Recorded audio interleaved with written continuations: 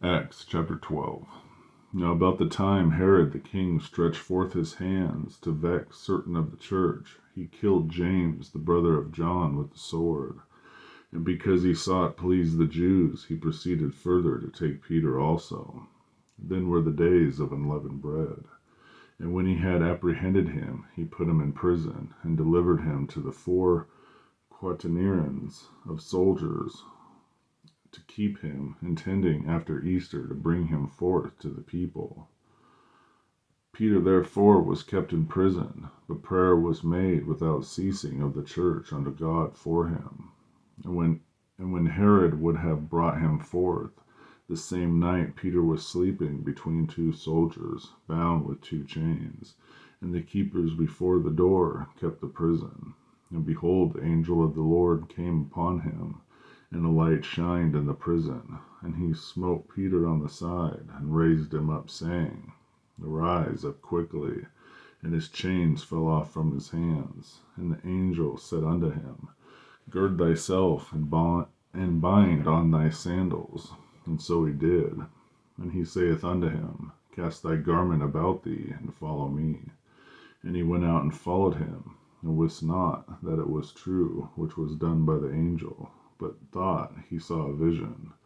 When they were past the first and the second ward, they came unto the iron gate that leadeth unto the city, which opened to them of his own accord. And they went out, and passed on through one street, and forthwith the angel departed from him.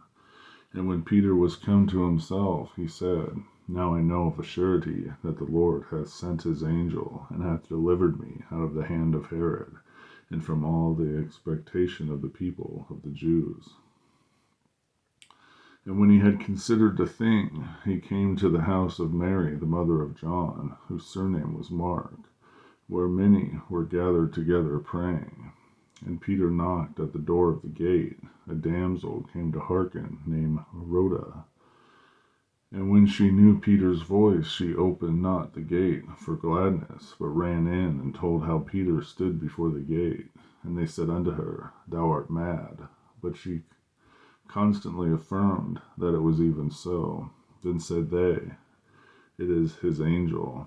But Peter continued knocking, and when they had opened the door, and saw him, they were astonished. But he beckoned unto them with the hand to hold their peace, and declared unto them how the Lord had brought him out of the prison.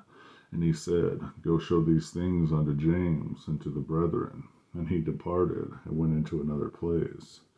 Now as soon as it was day, there was no small stir among the soldiers, what had become of Peter. And when Herod had sought for him, and found him not, he examined the keepers, and commanded that they should be put to death. And he went down from Judea to Caesarea, and there abode. And Herod was highly displeased with them of Tyre and Sidon. But they came with one accord to him, and having made Blastus, the king's chamberlain, their friend, desired peace, because their country was nourished by the king's country. And upon a set day, Herod, arrayed in royal apparel, sat upon his throne, and made an oration unto them. And the people gave a shout, saying, It is the voice of a God, and not of a man. And immediately the angel of the Lord smote him, because he gave not God the glory.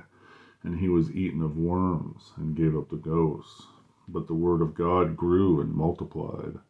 And Barnabas and Saul returned from Jerusalem, when they had fulfilled their ministry, and took with them John, whose surname was Mark. Acts chapter 12.